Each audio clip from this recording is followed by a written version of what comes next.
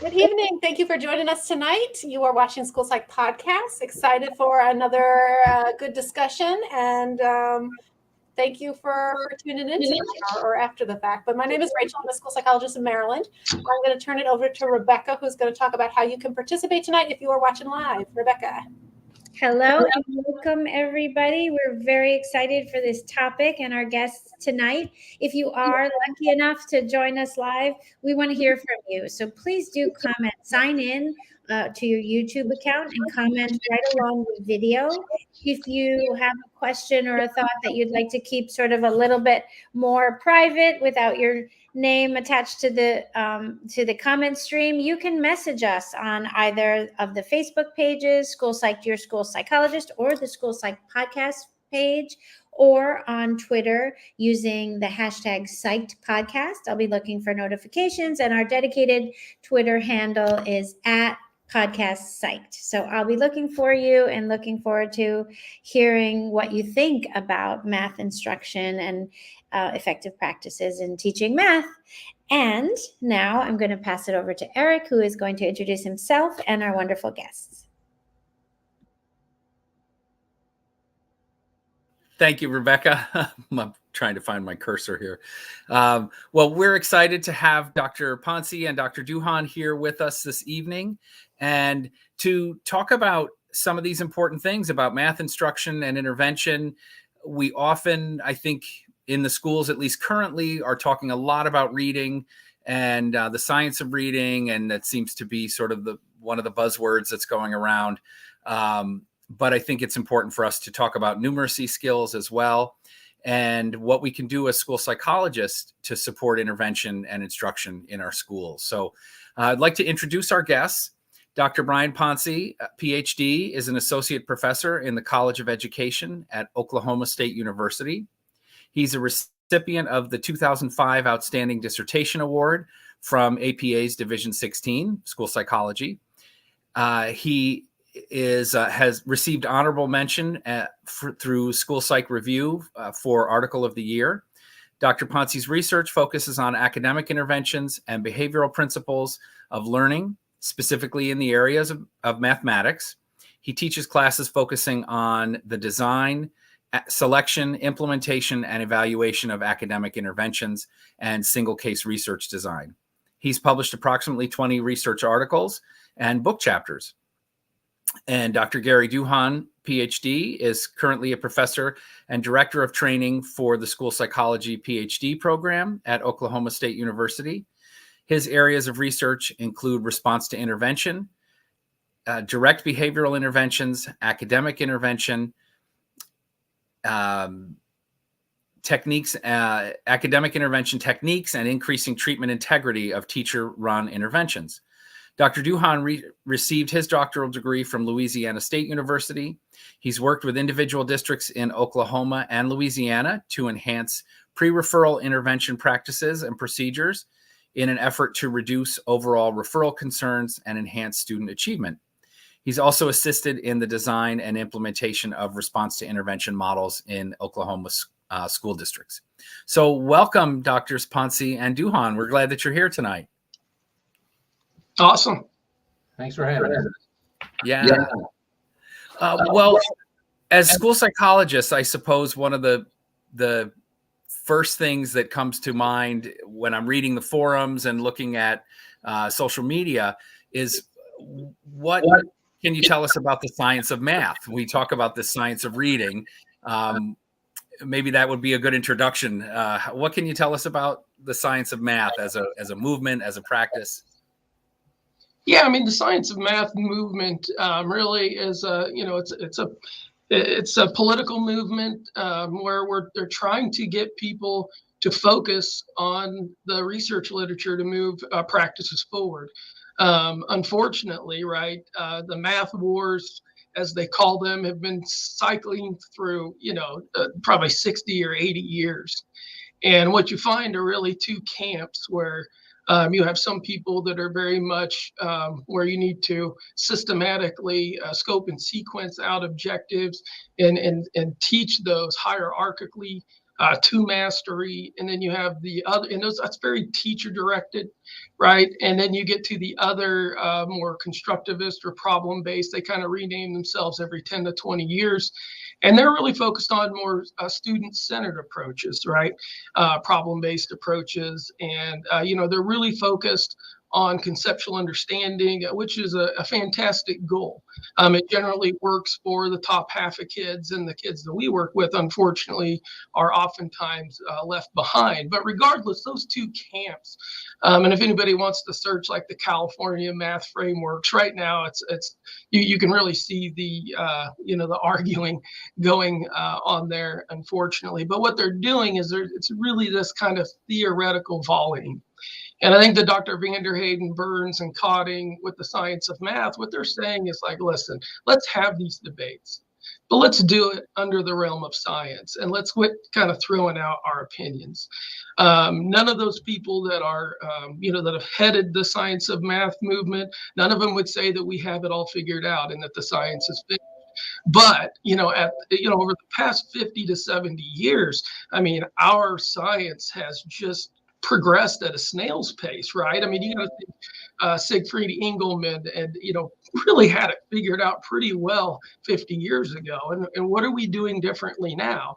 And the question becomes, why not? And even if the science has advanced, if the conversations and debate aren't revolved around the science, then we just kind of default to, again, this theoretical volleying that's been done. And so it's a great movement. And you're starting to see like math professors like Anna Stockey, and you're seeing cognitive psychologists, Sweller and Kirshner, and then you see behaviorists, like Dr. Vanderheyden or me and Duhon, and we're all kind of saying the same things. We'll talk about it in different ways, but what we're starting to see is if you're in the hard science camp, we're starting to see things eye to eye.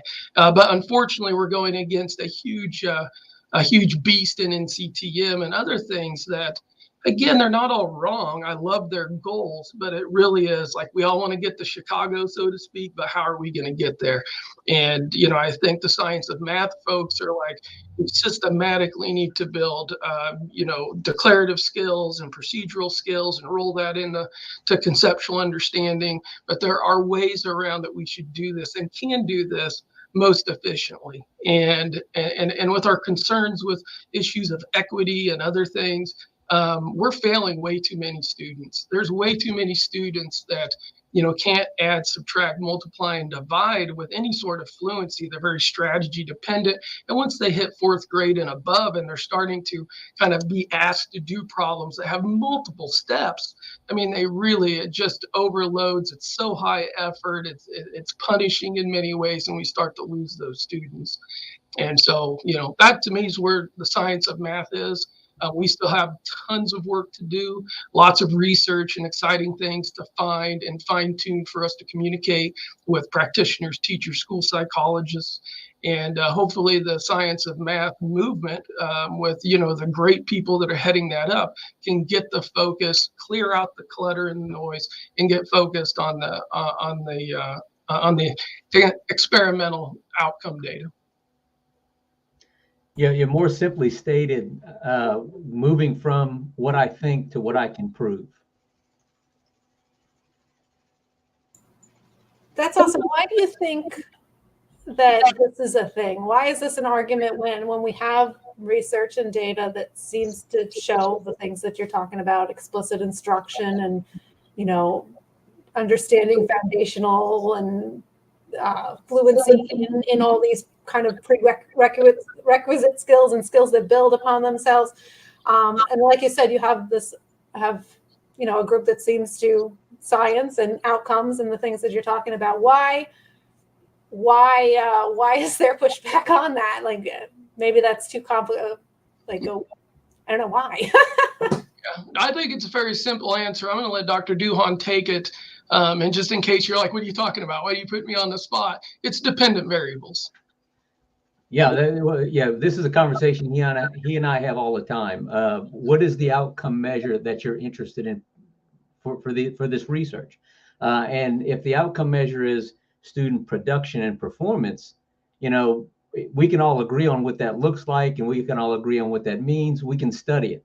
But if the outcome measure is what the teacher thinks about it, or what the parents feel about it, or what, these, very abstract outcomes, then it's really hard to demonstrate what produced those outcomes, and so the DVs are important. And I think we sometimes, when we get into these debates, you've got to ask the question, what is your DV? What do you think success means? And oftentimes we're talking about two different things. Yeah, and so hypothetical constructs hamstring science, right? It's in the short term, it's a very kind of quick fix. Like we'll call it intelligence, right? Well, what the heck's that mean? And they've been chasing that, that rabbit for 100 years. When we think about conceptual understanding, all right, well, what do you mean conceptual understanding? How do we measure it? And if you do measure it, how do you separate it from, well, do they have declarative facts? So do they have the what? Do they have the procedural skills? So they have what, and they know how to use it. But then what does conceptual understanding mean? What does strategic reasoning mean? And as a behaviorist, of course, what we ask is, what can we observe a student doing that would determine that they have that? And if you look at the empirical, experimental literature, not the qualitative, right? The experimental, there's really no good settled descriptors for conceptual understanding. I want to say it gets so, let's see, I'm looking at, there's some data on it, and they talk about conceptual understanding, and literally they talk about it in just real loose terms. I'm trying to find it here. Yeah, another way to think about this is when you say, the child understands math, the child has the concept. What does that mean, right? Well, it's kind of one of those things everybody says, when you see it. Well, that's not good enough for science, right? We need to be able to define it and measure it objectively, and when we can do that, we're good to go. But I think that's one of our problems in the field right now is we're trying to evaluate interventions designed to impact a concept we haven't even defined effectively yet. Yeah, and I cited Riddle Johnson here in this write-up because I think she's really got some of the probably most highly cited and respected, research on, and they talk about the bidirectionality of procedural understanding or procedural skills and conceptual understanding. But here I say they default to subjective terms such as superficial, shallow, and deep conceptual understanding, right? So they're like, well, we can't define conceptual understanding, but here's three basic tracks: superficial, shallow, and deep. And so when people like in CTM say the goal is to achieve conceptual understanding, they simply don't know how to measure it. And if you can't measure it, you don't know, what's right, what's wrong. You take people like us and we'll do things on digits correct per minute, or, these very kind of narrow band. And then, the other people are like, there's so much more to math, right? There's so much more to math than that. And they are correct, right? But again, looking at unobservable hypothetical constructs to drive your science is not going to progress in meaningful outcomes for students. And so I think that's kind of where we're at. And I think that's where where the debate comes in, because they'll just say, yeah, what you do is just that little math fact stuff.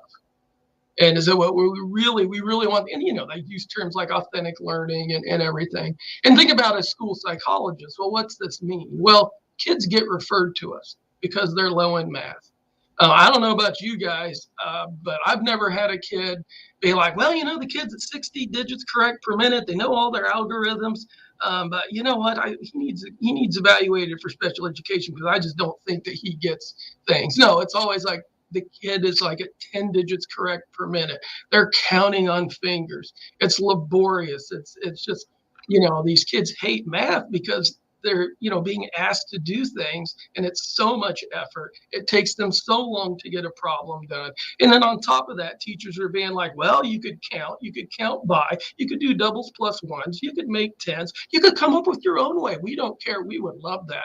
I'll never forget a teacher one time in an in-service was like, I was so proud of the kid. It was 5 + 6.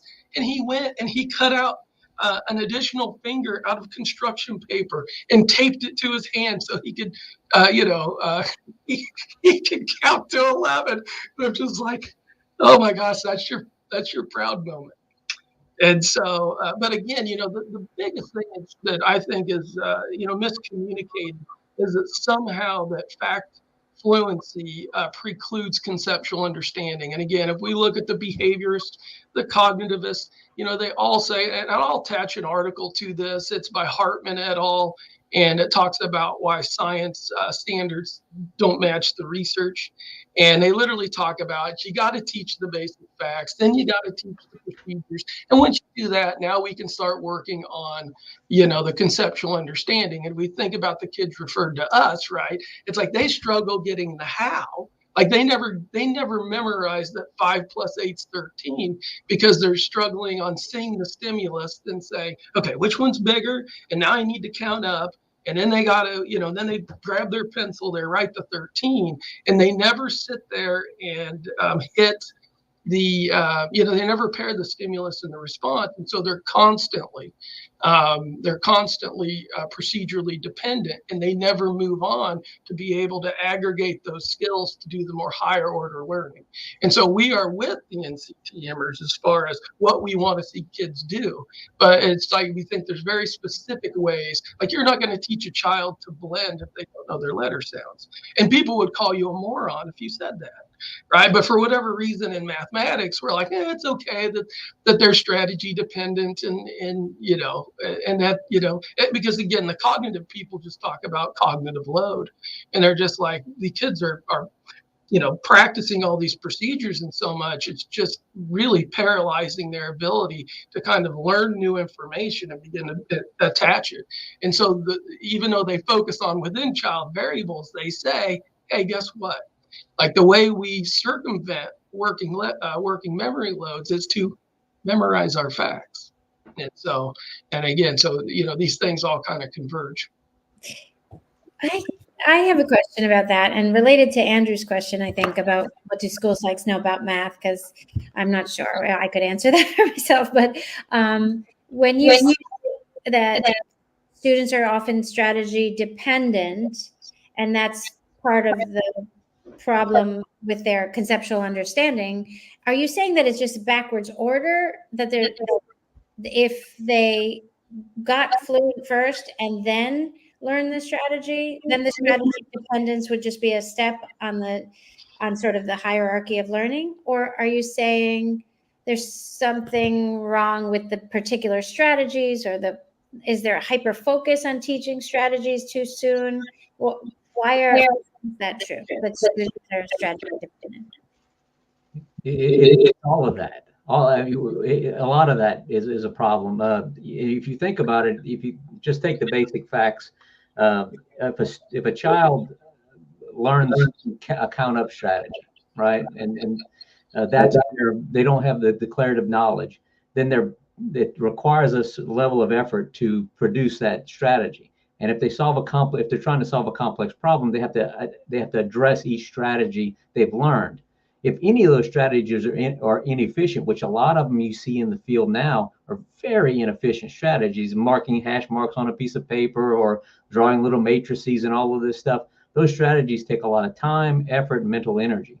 And so that's a problem. That slows kids down. It makes them less efficient, and it makes it harder to add new strategies or problem behaviors on there. So if you teach them the basic facts and those become automatic, they can focus on the more complex strategies and solve problems with much less effort.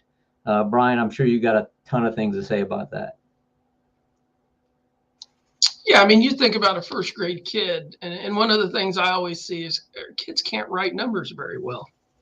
And so let's say I go and I say, okay, I want to use cover copy compare as an intervention, and a child stinks at reading. Well, or I'm sorry, stinks at writing their numbers. Well, think about how much that's going to delay their ability to do that. And so they won't really be focused on the 3 plus 4 is 7, right? They're going to be like, now, how do I write a 4? And let's say, do I start here or do I start there? And that just interrupts the learning process, right? And that's very simple, right? And it's just like if it's a counting strategy, the behavior chain is actually counting 1, 2, 3, 4, 5, 6, 7, 8, 9, right? And then you have the procedure, which would be one-to-one correspondence. And so you're not going to teach one-to-one correspondence if they don't have the verbal chain. Now, again, everybody would say, yeah, that's so common sense. Well, why is the learning theory settled on that? And we could all agree on that, but we can't agree on, when we get to multiplication, for example, if they know 4 times 3 is 12, okay, well, shouldn't they know that? And then you could teach them, you could get your egg crate out, right? And you could let's put 3 groups of 4, let's put 4 groups of 3. And then you could ask them, I bet you can't do that with 5 groups of 6. And then if a child does it, now it's student-centered and the child is having an aha moment, right? And so memorizing doesn't preclude kids practicing and pushing kids to kind of make these associations, that are aligned with conceptual understanding. And to me, once a kid had everything memorized, right, now you can show them a really simple way, have them use it, and then begin to fade your teacher supports to where and when kids do it right, they know 8 times 9 is 72, 6 times 6 is 36, whatever it may be. So when you do the egg grades, they have to do like 4 repetitions, and they juxtapose 4 different things to show the concept. And how much do we really need to do it? The number one problem with kindergarten and first grade classrooms is they count for way too long, right? Because you're just practicing the same thing. And again, to me, it's settled science. If I'm doing a flashcard intervention and a kid knows am I going to keep doing Like, no, you're wasting instructional time. Move to something else. Now, you may use it as a reinforcer or to ease the difficulty and kind of intersperse, right? You could do that. But the purpose isn't because you want to teach it's about engagement. So know your purpose of why you're doing what you're doing with intervention. And so, again, it's to me, the old movie of the Karate Kid, where Ralph Macchio goes out and Miyagi makes him do all the sanding and the painting, and then all of a sudden he gets mad because he's like, I don't know how to do any of this, and then he starts showing them how to use all those. To me, that's a little bit of what we're trying to do with basic skills, and that could be number identification, it could be counting, it could be number writing. I mean, there's a lot of things that you can task analyze to demonstrate that. But the whole point is once you have the prerequisite skills, it takes less time to teach it, and the child gets to be successful. And again, just like, we could talk about fact families, right? So you could teach them sums to 10, and they know their fact family. So 6 plus 3 is 9. Well, what's 3 plus 6? And then they'd be, oh, that's 9. And then literally you could teach them to memorize to 11 through 18, sums 11 through 18. And then you could be like, well, explain to me what a fact family is and why that's important. And then they could do that. And you never did that for them, right? You did that for them in sums to 10. But now they're doing it independently, 11 through 18. And so they're having the aha moment. They're putting it together. And I'll bet donuts to dollars when they memorize their multiplication facts that they're, again, they're going to generalize that to, look what I did with addition, addition, subtraction. Look what I can do with multiplication, division. And again, people may see that as the child's constructing their own knowledge, but if you systematically look at their learning history, you're basically giving them a procedure that works with a different set of stimuli. And again, by careful curriculum planning and instruction, you can make that child have the aha moment and control that. And to me, with the science of math, that's what people like Engelman know how to do. He's talked about how to do it. I think that classroom teachers see really your higher performing students do those things, and they think it's magic. But if we really trace and task analyze in a behavior analytic way, the answer is right in front of us. That's awesome, and that makes such perfect sense. And it's frustrating, I think, to those in the schools that see it done totally the opposite way. When you talked about, a school psych's getting a referral, and you mentioned like correct digits per minute, like my referrals certainly look nothing like that. Like a teacher usually has no clue on correct digits per minute. They just kind of come and say, sometimes they say that, oh, well, they're good with this, addition and subtraction, but it's not sticking with this stuff that we're doing in class. When I work with the kid, I see that, like, because they're looking at accuracy, and it's everything that you're describing, that yes, they can be accurate and do the addition probe, but it takes them super long. They're not fluent, and so nobody even thinks to collect that data, in my district at least, or think about that. And teachers just I don't think are trained to think like that too. So it's frustrating, because all my referrals have kind of the same problem. I can tell before even working with them, because of the way our curriculum is, that they don't know how to add or subtract or multiply or divide fluently. That's just the way it is, and that's not their fault.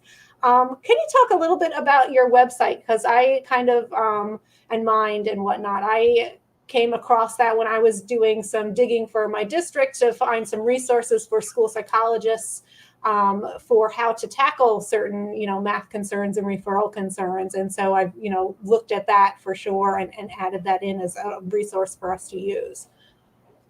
Yeah, sure. The MIND stands for Measures and Interventions for Numeracy Development. And, I'll date myself. I started, I think my first year as a school psychologist was in 2001 or something along those lines. And I worked in Iowa, so we didn't give IQ tests. It was all MTSS. And I remember just being able to go to like the Dibbles website and download stuff and use it with my kids. And I thought that was cool. But I also, even being at Heartland, they would have very general kind of intervention recommendations. And I would go to teachers and be like, well, you need to do this intervention or that intervention. And they would look at me a lot of times and be like, yeah, like, who's going to create it? Who's going to make the worksheets, right? And at the time, they had Intervention Central, where people would go and download different things. But I remember seeing a cover copy compare, and it would randomly make cover copy compare sheets. But what, it dawned on me, if you're building accurate responding, and, there's 99 problems in a set, in like an addition set, right? So if you randomly hit that and you do 12 problems a day, it's worthless, right? Because you could go 2 or 3 weeks without revisiting a problem 2 times. And I was like, holy smokes, this is complicated. And we need, and teachers and school psychologists, we need materials that organize the curriculum, match it to the instruction, and let's create that, right? So when I became a professor in 2007, I began thinking about, well, what am I going to do for teaching and research and service? Let's be smart about this. And so I started making a tier 2, tier 3 kind of decision-making framework. At Heartland, I was trained to do curriculum-based evaluation by Ken Howell. And so I did the same type of flow charts, but I thought his flow charts were too complicated, and I didn't think the instructional recommendations were quite as detailed as they needed to be. And so I was like, let's do less assessment, but provide actual more curricularly focused materials for people to use. And so that's why I created it. And then Dr. Cotting was kind enough to ask me to see if I wanted to be on her book. And so I kind of thought, well, what can I add that Robin Cotting won't already know? And I was like, well, it's probably not a lot. So I was like, well, why don't I create materials? Because I love those Guilford practitioner books, right? And so I said, but wouldn't it be great if you had a Guilford practitioner book, and then you could go to a website and actually download the material? And so that's why I created that, a little bit for my class and a little bit for that book. And so, and then Dr. Duhon, him and I, as we began to work together, he was hitting a lot of tier 1 stuff, which I didn't have much of. And so he kind of came on as the architect of the tier 1 information. But that's really it bore out of the anger around 2010 of, computers, behavior has started off with CBM, that this is low, this is kind of low tech. Everybody should have it. Let's help the masses, until they started writing them checks, right? And then all of a sudden it was like, well, I can't access anything, and I get it, like computers and things cost a lot of money, but I was like, I want to make something free that people can just get on, like disadvantaged schools, whatever. I mean, I get complaints about the Mind because they're like, oh, the paper is so expensive. And I'm like, well, I don't know, what to tell you on that. But really, it was about a service project to try and deliver materials that were free to educators. Have you been, tell us about, are you following schools and seeing how that's panning out and how effective that is, and what type of results are you getting from that? Yeah, I'll answer this, and then I'll let Dr. Duhon talk about his journey through Stillwater. He worked with a school and showed some really neat things, so we can communicate to the audience how this is done. But no, I get people from all over the country, the world actually, that will email me about things about the Mind, and but one school district in one school district I follow really closely is, and there's an instructional coach there named Beth Madden, and Beth is just one of those top-notch, amazing educators that wear a cape, those types. And I also have done some consulting in the Kansas area where they're kind of rolling the Mind out with some training they're doing. And again, it's always the same thing, right? The first thing you have to do is you have to sit everybody in the school down, and you have to talk about their core curriculum. Core curricular are generally, they're focused on the conceptual understanding, again, which is good. But they teach a gazillion different objectives. It's at a breakneck pace. I refer to them as bloated, right? They're just teaching too much. And so what almost every curriculum needs, no matter what it is, whether it's, what was yours, Rachel, reflex or something? Reveal, we're using Reveal. Whether it's Reveal or math investigations or everyday math, they'll benefit from supplemental instruction on those core basic skills. And but the thing is teachers need to get together and you need to do vertical alignment. And so I call it, in the Mind, if you go to the Facts on Fire tab and go down, there's a scope and sequence. And it's a scope and sequence of real foundational skills, right? So number writing, or, you'll see it when you get there, but it's by grade. And so what I say is, in each grade, you need to look for 3 to 5 critical skills. And these are foundational skills. And what they're going to do is, if students have these at an instructional or mastery level, it's going to give them access to the curriculum. All right. And so, but the first thing is you have to have everybody agree on what the scope and sequence looks like, right? You have to have the vertical alignment, and you have to have, the teachers communicating, first grade with kindergarten, third grade with fourth grade, second grade with third grade. Because, Beth Madden, she called me the other day, or we Zoomed or something, and she was just telling a story about her kindergarten and first grade talking together, right?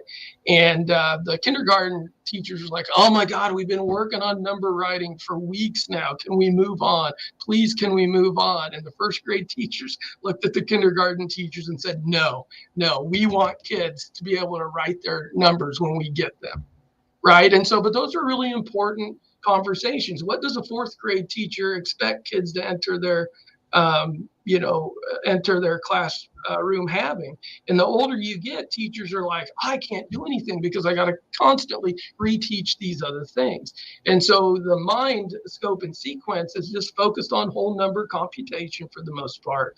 But if you get kids to those expert, those levels, mastery levels, then kids will be very effective. And so I'm going to turn this over to Dr. Duhon because I've been talking way too much.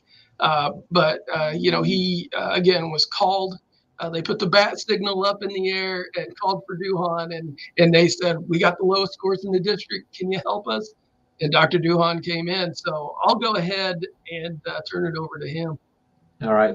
Thanks, Brian. You can tell Brian's got a better depth of knowledge about this mathematics than I do, and he's really, really good at this, and he's got a good direction of his research, and that Mind website is excellent.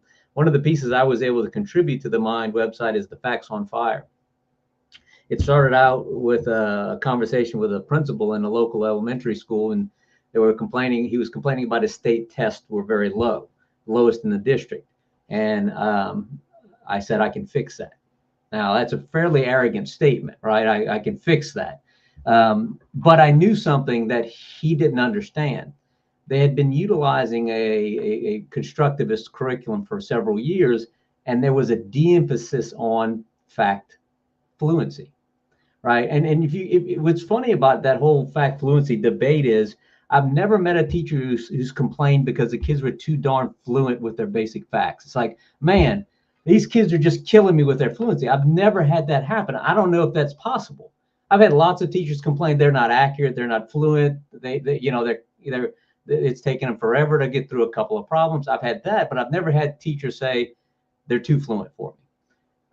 And so I knew that based upon our interactions with some of the personnel in the school and some of the kids we were working with, that there was a big issue. The kids were not, there was no emphasis on fluency building.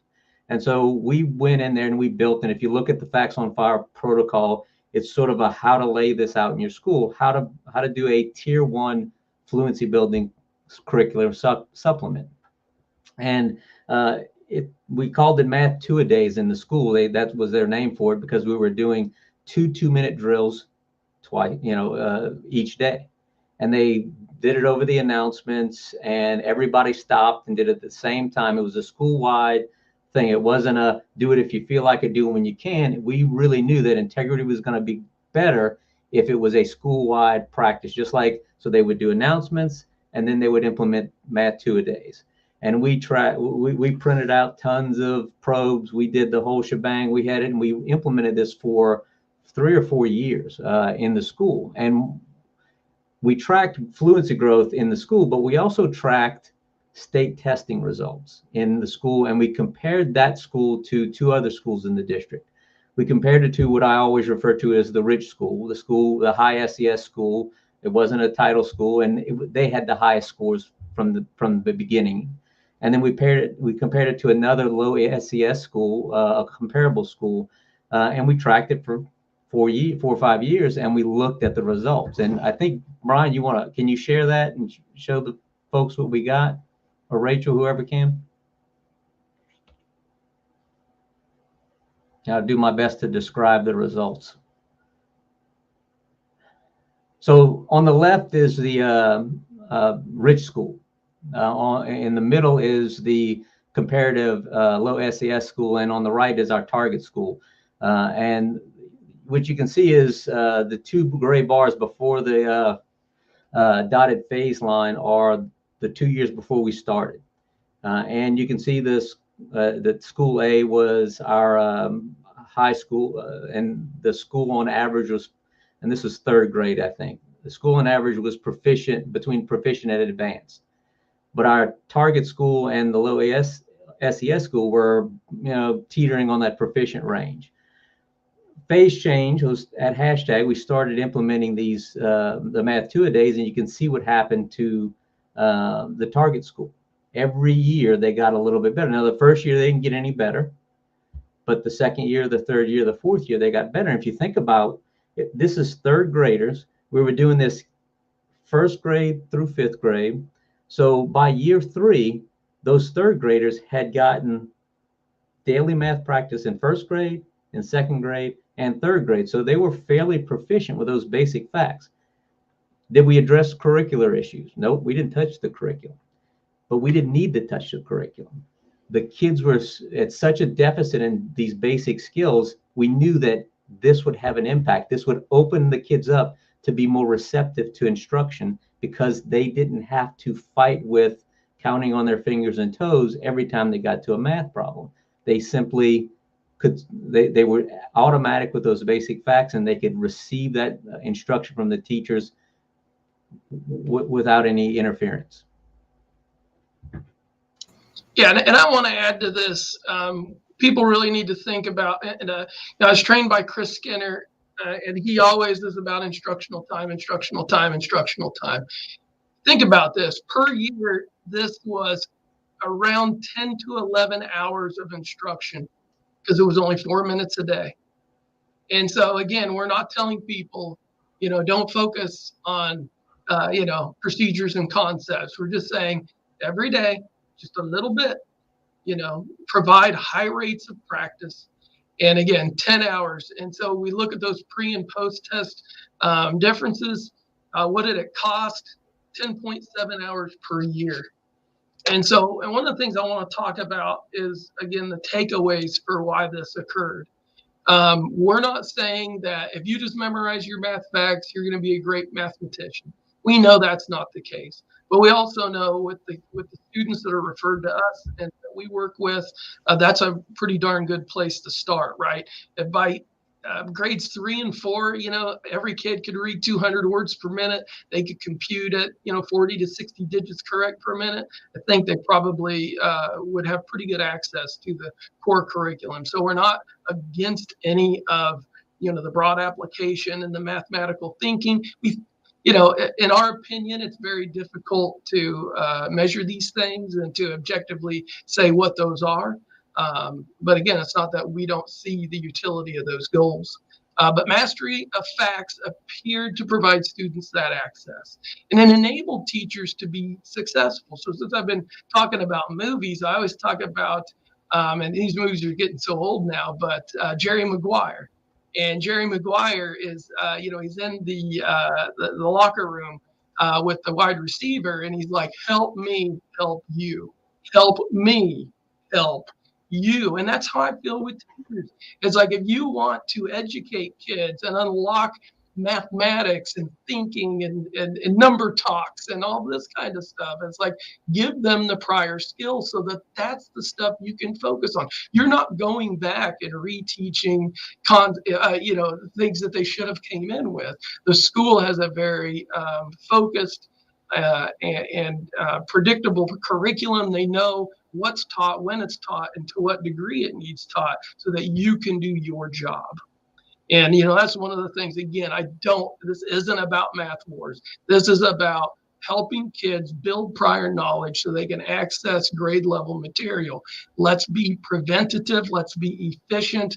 We don't have to scrap one without the other. We're talking about 4 minutes a day for tier 1. For tier 2, you may add an additional 10 minutes a day, right? And again, there's no reason we can't have kids in kindergarten and first grade already working to build fluency in these sub-skills. The fact that people aren't doing that is just a travesty. And again, when we look at NAEP scores and just how poorly our EL students and other folks, are performing, we're doing such a disservice. We talk so much about DEI, and it's like, and mental health and other things. Let kids be successful in what they're being asked to do, right? And that is about prevention and good intervention. And again, I feel like our profession got overwhelmed. We were given a great framework for MTSS and RTI. We didn't have these types of materials for people to go implement it as well as it could have been. And of course, opponents of RTI, have really been quick to point that out. Like, they don't have research to back theirs as being effective, but they're like, well, neither do you. And so, but again, the science, as we move forward, let's find better ways, right, to identify kids that need additional resources and intervention. But to do that, we have to, have that scope and sequence correctly match, how students respond to intervention, and then have a way to evaluate these things. And so to me, and Dr. Vanderheyden's talked a little bit about this, really, to do it well in math, because there's no general outcome measure, we have to do grade level intervention.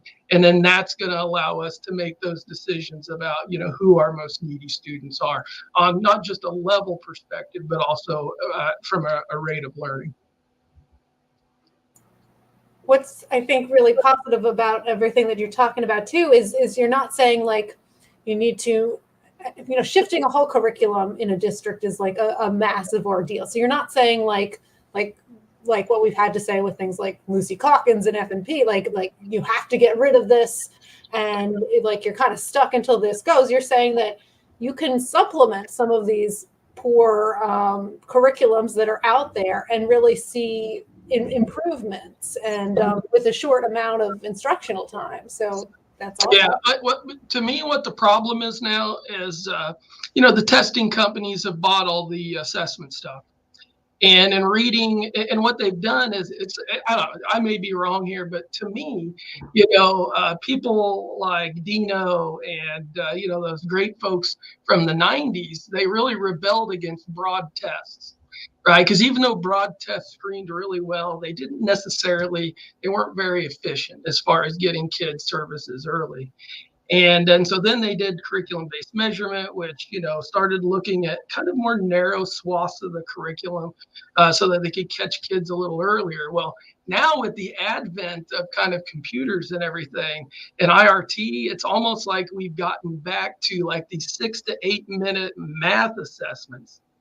And they have very good predictive power, but yet we're not sitting there across this scope and sequence of skills. We're not seeing the individual performance. And since the general outcome measured, because again, we're getting back, was the kid ever taught that? Is there content overlap?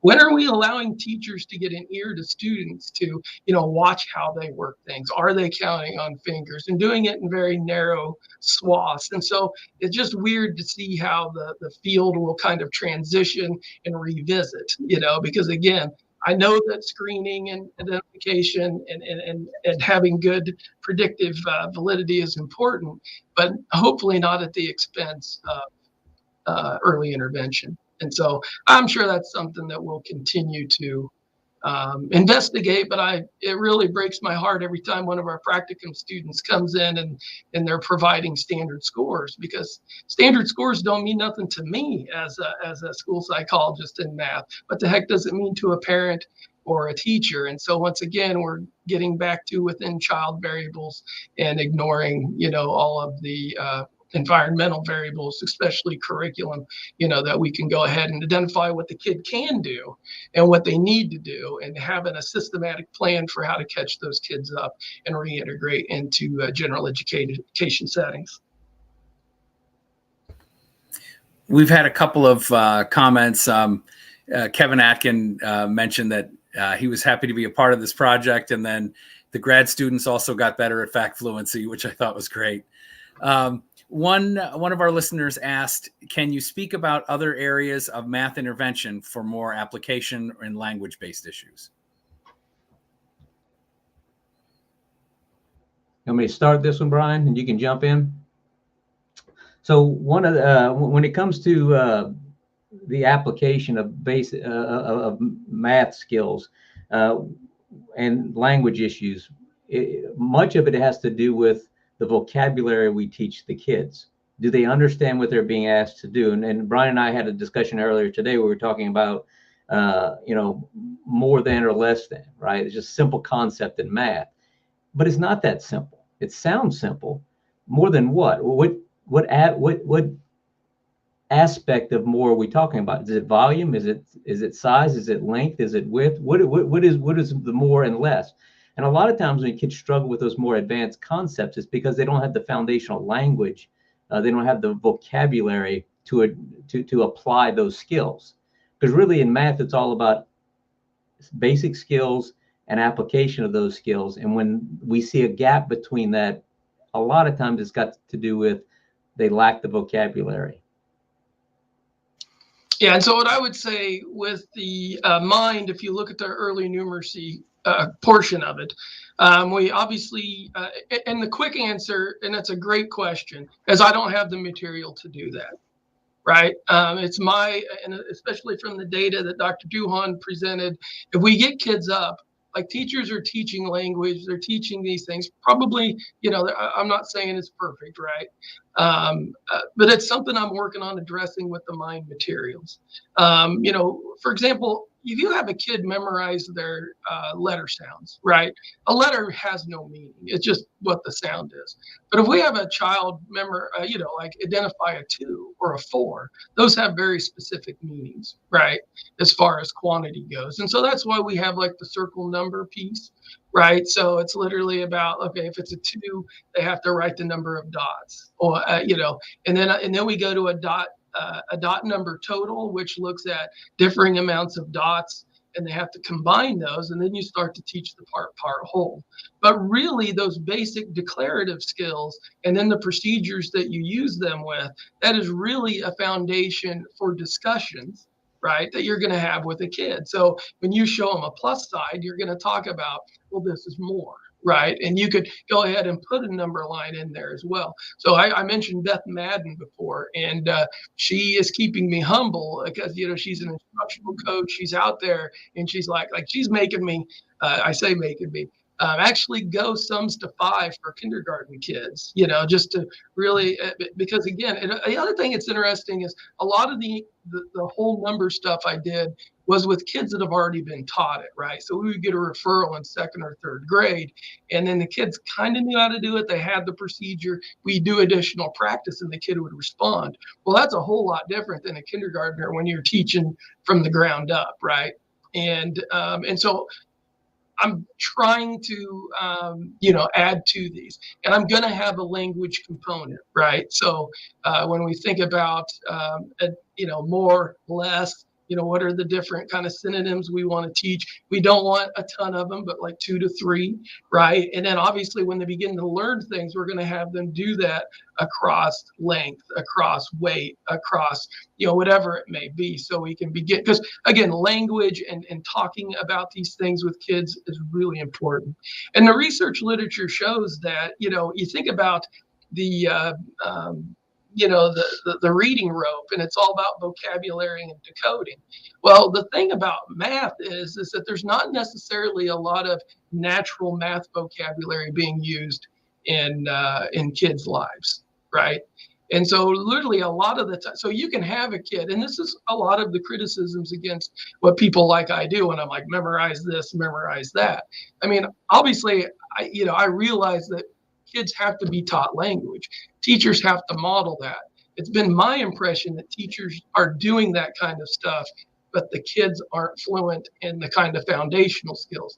To me, teachers are, because I remember we had a department head one time, and we got moved down into ed, and I looked at her and I'm like, well, I know we're new here, but at least we can agree that how kids learn is they go facts, procedures, then concepts. And she looked at me and she's like, no, they don't. They learn concepts first. And I'm, what are you talking about?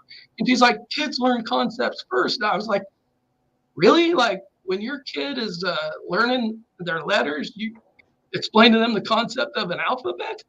It's like when they're like counting Cheerios, 1, 2, 3 on their high chair, you're sitting there and saying like, oh, you know what quantity means, right?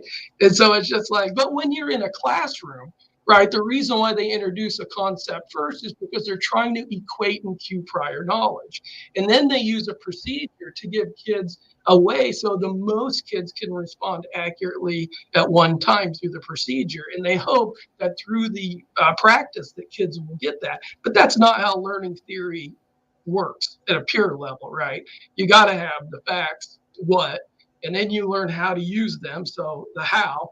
And then after that, you can start building on the why. That seems to me, at least to me, to be the most harmonious explanation for how kids. Yeah, Brian, I want to highlight something you just said because I want to make sure people heard that. The concepts are only useful if you have facts to work with within those concepts, right? Without that, those constructs, those concepts are useless. And so keeping that in mind, a lot of times teachers struggle because they're trying to teach a concept that the students have no foundational knowledge in. So it kind of falls on deaf ears. Awesome. I know we're running short on time, but we had an audience question, and I have another question myself too. But somebody wanted to know, that people might not be using mind because of their own fears about math, and how can you maybe address that or move people along so they can consider, taking part in Yeah. business. Yeah, Dr. Shannock's question is a great one.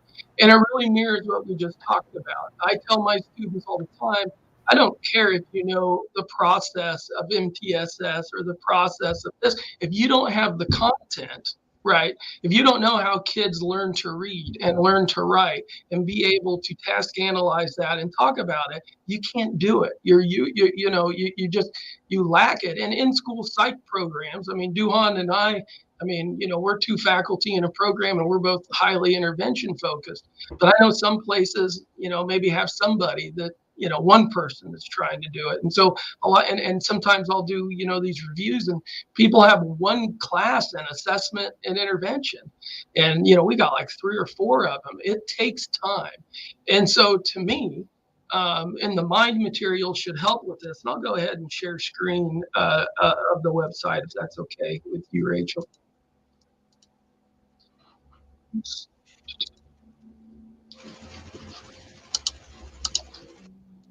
Okay, so here's the website, and if you go here to the Facts on Fire, that's what I'm on. And if you go down, so it talks about how to determine need and what to do and so on and so forth.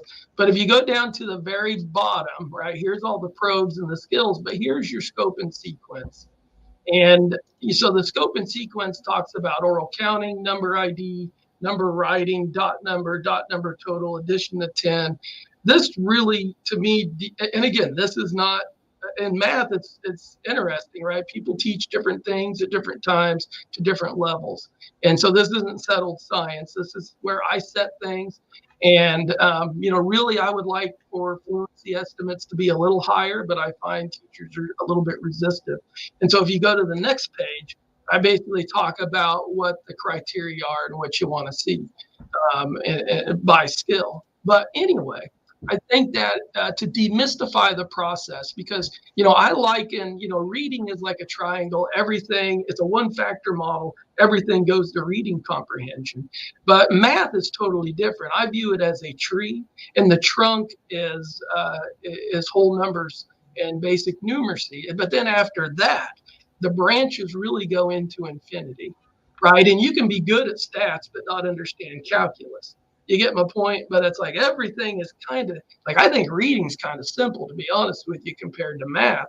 But what I do know is if you have a flimsy trunk, you're not going to grow a lot of branches. And so to me, this is, at least up until 3rd or 4th grade, this is your trunk. And if you hit these types of mastery criteria, that will be a sturdy trunk. Okay, but if you're sitting there, because trust me, I'm a learning guy, I'm not a math guy, right? So if you got into, like, when I help my kid with basic math chemistry, like, that's probably, I'm tearing my hair out too, right? And so really what we're thinking about, and we haven't really even got into talking about the research behind how to most efficiently teach basic math facts, but we're trying to come up with ways that teachers can take the least amount of time to get the most bang for their instructional buck with this, and acknowledging the whole number knowledge is really the straw that stirs the drink, so to speak. But, getting back to what Andrew said, is if you sit there and you kind of look at all this and just think about how it sequences, it's not on you to teach everything. The math specialist is going to know how to do the more NCTM type of broad things much better than I am. My job is to try and help the system and help kids that are behind to achieve the core skills, so that then the teachers and the math specialists can then do their job. This is a partnership. We're all working together. It's not a my way versus their way. But if I bring kids with the right level of prior knowledge, the kids are going to be more successful. The teachers are going to be successful. But you have to systematically know the scope and sequence to feel comfortable with it. Because we all can do CBM, right? I mean, we've done it a million times. And so, as long as you can have access to the probes, which you do through the mind, take some time out, look at it, think about it, and realize that if you're not great at math, your job isn't to make a kid a great mathematician. It's to get kids' skill level to where the teachers can do their job. Brian, would you go to one of your assessment probes? I think it'd be great for you to show them sort of how you design that to walk people through the assessment and intervention process. All right. So which one do you guys want to see? Do some addition. Just go with addition. Yeah. So addition to 10 is obviously really simple, right? Now here's some interesting things, and we can go a little long. That's one thing. If you guys want to have us back, that's another. But when we think about teaching facts, there's basically 99 or 100 facts. But what's interesting is zeros and ones account for 33% of those facts. And so what I will see is people will kind of print out random problem generators. But zeros and ones are rule governed, and most kids get those. And so again, that's 33%. And so if kids are practicing facts, they could, in essence, be kind of wasting instructional time, right?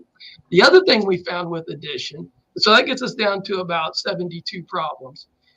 If you go ahead and what we also found is if a kid knows 3 plus 4, it will generalize to 4 plus 3. Okay, so boom, that takes another half down. So now it's like you got to teach 36 facts.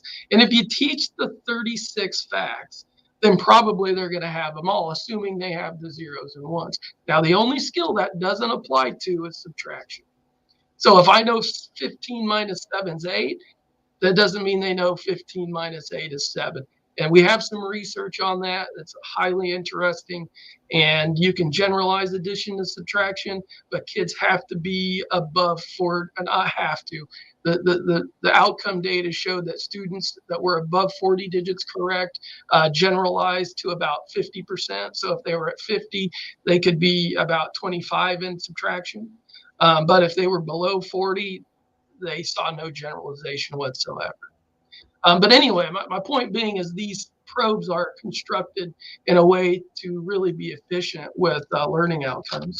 And if we go to math skill remediation, for example, we'll go to addition here. And let's say, and so one of the things that's interesting is a lot of times schools will be like, this is just drill and kill and memorization. But, once kids get above 40 digits correct, we have a part whole. So we use these fact families and kids get these, right? And then they go to a closed problem where they have to have blank plus 8 is 16, right? 6 plus 4 is 10, whatever it may be.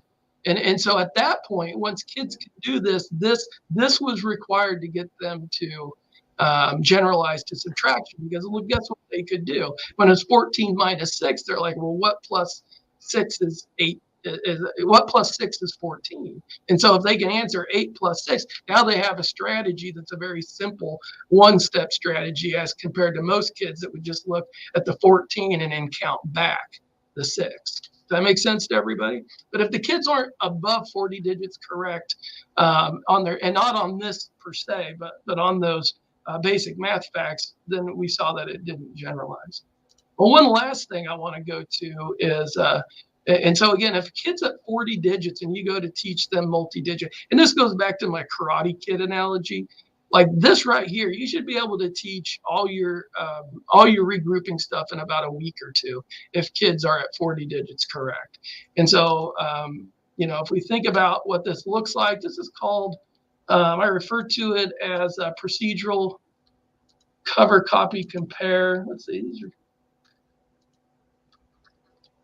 Let's see. Okay, that's just an assessment form, I believe.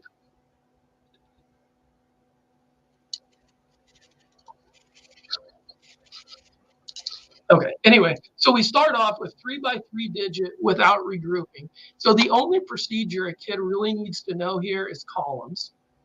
Okay, now again, your reformist might be pissed at me here because they would say, what are you talking about? That's not 9, that's 90. That's not 8, that's 800. Okay, it's not that hard to teach. If a kid has 40 digits correct, they could be like, okay, 897, right? Or they could go 798. And again, you could say, do it left to right, do it right to left. You could juxtapose them. And because they're at 40 to 60 digits correct per minute and not 10, they can do 4 times the amount of practice. And so they're getting to juxtapose and kind of learn those examples and non-examples of the concept. All right, so then we go to 2 by 1. And in this is called procedural cover copy compare. And I'm not having kids try to memorize 66 plus 9. It is I do a worked example, which we know works, right? And I show the kid how to do it. They have a cue right here. So 6 plus 9 is 15. They put the 1 up and then obviously do this. And then I have them do it and explain it to them. Okay, so now they're doing a think aloud with it. And then once they can do this, I have them do this. Now you'll notice every time they go ahead and they have to regroup every single time. Okay, now I go to this page. I fade the cue, and sometimes they have to borrow and sometimes they don't. Right. So again, we think about like worksheets or worksheets or worksheets. No. Right. Kids need to come to this doing 40 digits correct per minute. And then also we have to make sure that they have the procedure. Right. We model it for them. They practice and demonstrate. They get repetitive practice. And then they have to discriminate when and when not to use it. Okay. And if you're a teacher and you want to ask them to, well, why did you do that? And why? Of course you would do that. That makes sense, right? And if they don't know, then you can tell them why, and they can repeat it, and then they will have conceptual understanding once they can parrot it in conjunction with the correct stimuli, right? And then we go to 3 by 3 digit, very similar, right? And so again, you do the think alouds. It has all this kind of stuff. You fade it, and then they have it. But this literally would take a week, if that. And again, and if you want to think about like the big thing, the NCTMers will say is like, well, this will negate their understanding of place value. Well, not if before you had them identify and if they were able to read numbers by place value. They're like, man, this is easy peasy. Take you a week, and they would get tons and tons of practice. So one of the things I'll leave you on this one, just because I did this all by hand, it took me a long time. This gets crazy when we get to division, because here's what division looks like. But again, it's why people struggle with division, right? Because we got decimals, and we have to do, and again, we have to have all these sub skills to do it. But anyway, we have a very, a way again where we kind of fade, we model, we cue, we fade, just good stimulus response feedback, work examples, the science of math, the science of learning kind of stuff. Again, Engelman had all of this in 1960. None of this is new. It's just a matter of how can we get people discussing these things and, framing it in this kind of empirical approach. Let me jump in, and I'll be brief, I promise. I know we're getting short on time, if not over. What Brian didn't show you is when you use the combined materials for remediation, it is a walkthrough assessment. Basically, it says assess this skill. If they're this performance level or higher, move to this one. If they're below, move to this one. It's really scripted and provides very good instruction on how to know what to do with kids you're remediating. Yeah, and this would be this grid. And so basically, if you're 0 to 19, you would do out 1.1. And those, again, are broken down in the set sizes of 12, right? So they're smaller sets. You go through the set of 12, the next set of 12, the next set of 12, and then you're going to go here, and you'll get them above 20. And then you do the kind of practice with all the items together. Okay, and so yeah, there's very systematic ways. And again, I use a combination of cover, copy, compare, and explicit timing because I want to fade kids' reliance on strategies. To me, once they can count, and we know they can count, they need to get away from counting, and they need to just memorize the fact. And I'll leave that as a teaser if you ever want me back, because that's where people really start arguing about this, right? And again, I'm not saying have kids blindly memorize facts. I'm saying, but once they, can count and they can have those discussions and talk about less and more and have those things, now it's time to get it done, right? Now they need to, and again, the cognitive people would say immediate recall, right? So a kid sees 6 times 8, they know it's 48. A kid sees, and again, I'll leave on this. I walked into a room and a math teacher was teaching, and she's like, "You're Brian Poncy, right?" I'm like, "Yeah." And she's like, "Well, we don't teach kids to memorize." And I said, "Yeah." And I said, "What do? You use strategies, right?" And she's like, "Yes." And I'm like, "You mean like doubles plus 1?" And she's like, "Yeah, exactly." And I'm like, "You realize they have the double memorized, or it's a kind of a dumb procedure, right?" Because they'd be like 8 plus 8, and it's like, okay, 8, 9, 10, 11, 12, 13, 14, 15, 16. Oh shit! Now do I want a plus 1 or minus 1 here? Oh, okay, I'll do that. But if they know 8 plus 8, 16, take away 1. Think about it. Instead of counting up 8, now they have to do 1 step. And so in essence, you're using memorization to decrease the number of procedures so that a child can learn it. That's exactly what Engelman was trying to say. That's exactly what Skinner and behavioral researchers have been saying for decades and decades and decades. There's no reason why we can't put these two together so that we can do really great, efficient intervention to get kids mastery with their kind of foundational declarative skills, and use work examples in an explicit manner to teach procedures so that then we can have discussions and model the verbal behavior that kids need to do so that I know they have conceptual understanding if and when they can operationally define this in a way we can measure. That is awesome. I'm just like loving it. I love, and I hope that people are watching this and seeing the probes that you're seeing and seeing the worksheets and how you're really very clearly structuring that out and fading that away. And I hope that schools like see that and think, oh, I could use that. I could pull a kid, go through, and then come out of that assessment and say, hey, teacher, this is the skill that we need to work on. Here's an intervention right here. Print this out, do this, follow this script. So I think that that's really powerful, and school psychs need to, be doing more of that stuff instead of just the standard score is this, and there you go. So yeah, that's great. And thank you for that. Being that we're out of time, I did have more questions, and I did want to dive into that memorization thing, because people, freak out that, if you're memorizing it, that you have to memorize through strategies, unless then it's not good memorization. I hear all sorts of things. Yeah, you want to think about making 10s, for example. And people want to make 10s because, they basically want to transition kids from 0, sums to 10 to then actually getting that it's, you got 10s and 1s and all that kind of stuff. But if I have things memorized, and it's like, well, what's 8 plus 5? Right? Like I can know, okay, I could do 8 plus 2, but then I got to go 5 minus 2, and that's 3. So this is 13. But think about the mental jostling that takes. And that's a fine thing to do, right? But again, if kids have sums to 10 memorized, then you can teach them this. One of the most horrific bastardizations that I've seen as of late is NCTM's hijacking of the word fluency. And they talk about fluency as flexibility. We would refer to flexibility as generalization, right? And so once again, they're aggregating things to confuse everybody when you could break those things down in very observable terms. But it's like, I want kids to be able, show me how to do it this way, and this way.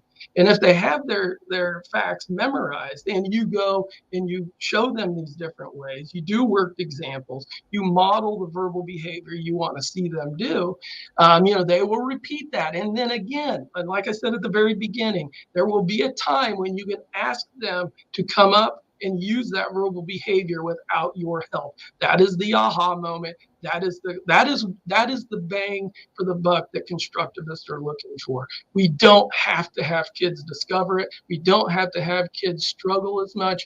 We can do this in a very well thought out and structured manner.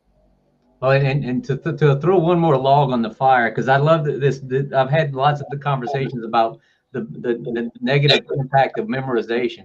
Next time you guys are on a college campus, saunter over to the math department, not the College of Education math department, the math department. And go ask one of those professors if he's memorized the square roots or memorized pi to so many digits. Why would they do that? You know, they're mathematicians. They want those facts automatic so they can solve very complex problems. That's what we're doing for kids. We want the basics automatic so they can learn more complex skills. Awesome. I know that we've got questions coming in. I want to be respectful of everybody's time and don't want to make people, and I know Rebecca, you like to, I always steal Rebecca. She has lots to do. She's busy. Yeah, I have 2 toddlers at home, so the longer we stay on, I will buy you a gift card. But I do see we have a question coming in there. I don't know, Erica, Rebecca, tell me, should we save that for another one? Go for it. Okay.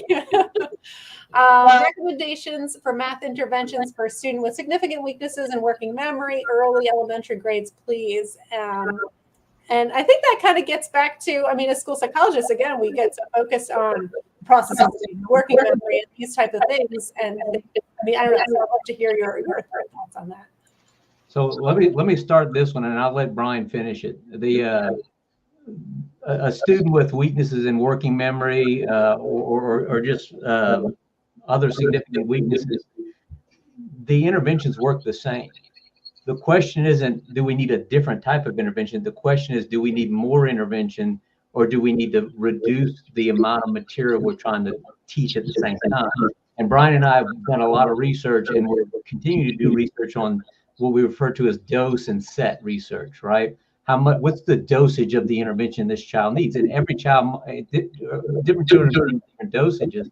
And what's the set that we can teach effectively for one child versus another? So some kids, everything, with the old saying, all children can learn, right? But what does it take to produce that learning? For some kids, it takes a heavy dose with a small set. For some kids, it may take a lesser dose with a larger set.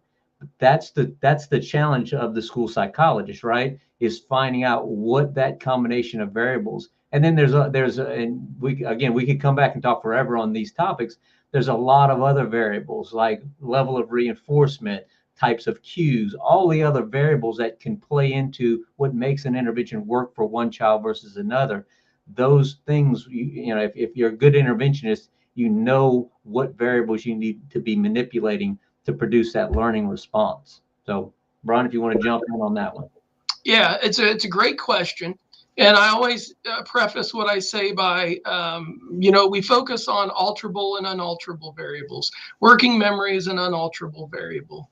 I have a research study that I did in 2007 with a girl that had an IQ of 55. And I taught her math. I taught her 4 math facts, but she got from 30% accurate to 100 in a day, and she got up to about 26 digits correct. And I think it was 6 days of about 4 to 6 minutes a day, right? Now, granted, then she would have needed another 4 and another 4, and she probably would have needed very cyclical practice with that, right? But if you look at the Hartman, Kirshner article, working memory is finite. The only thing we can do to maximize what resources a child has is to kind of build fluency or automaticity in those sub-skills, and also keep out distractions. And so Dr. Duhon talks about, okay, so instead of teaching 12 items, we may need to go down to 6 items, right? And if you have the same amount of time, right, let's say you have 6 minutes and you're using tape problems, so you're doing one problem every 5 seconds, right? You would sit there and have a certain amount of, let's say it'd be 12 a minute. So you'd be looking at a 5-minute time, 60 repetitions. So then you would say 12 items with 5 repetitions, or you could knock that in half, right? Now, I don't have the curriculum to do this, but this would be where the intensification comes in. You could do 6 items, and then you could do double the repetitions, right? So you do 6 items with 10 repetitions, I think would be right. But again, don't get caught up on the working memory component because you can't change it. The only way you can change it is through environmental manipulations. And it'll probably be a smaller set, an increased dose. And what we mean by dose would be OTRs, right? Opportunities to respond. And so think about if you're doing flashcard drill, right? Nobody's ever going to go through all 100 flashcards one time and think a child's going to learn. But if you take 6 and you go through it 12 times, that might happen. If that doesn't work for a child, are they engaged? So you add some reinforcement. Then do you see a difference? If that doesn't happen, then now you cut the set. So you give 4, but now you maybe give 16 repetitions. And then you try to unlock what is that child's need in order to learn at rates commensurate with peers. Right. And so, and again, it may be on fewer problems, and that's okay. But our jobs as school psychologists shouldn't really be to identify where kids are broke. It should be, let's find out the instructional needs so that we can just know what a child needs to be successful. And again, Gary says all the time, learning is all about how fast, the rate at which you learn and the rate at which you forget.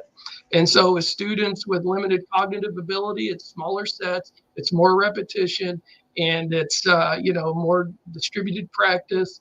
Interleaved practice is the cognitive term that people want to use, but those are the things that we know kids, and it's going to take longer, and it's going to need to be more systematic, but that's supposed to be the purpose of specialized education. It's not a place, it's what a kid needs. And if we think about, and Duhon and I are pretty convinced when we work with our practicum cases, assuming you're targeting the right skill, you have the right topography, and you got then it's really about manipulating set, dose, and reinforcement. And with those 5 things, you can probably figure out what a kid needs 98, 99% of the time. I think we definitely need a part 2 if we can convince you to keep this great conversation. Eric, Rebecca, any last things before we hit the road? No, No, I totally agree. I like what you just said about the rate of how you learn and the rate of what you forget. And I wrote a couple of things down that I'll be tweeting out for all of you. So stay tuned. Yeah, I thought this was great and would love to continue the conversation. So, all right. Thank you so much for coming on, and have a good night, everybody. Thanks, guys. Good night, everyone. Bye.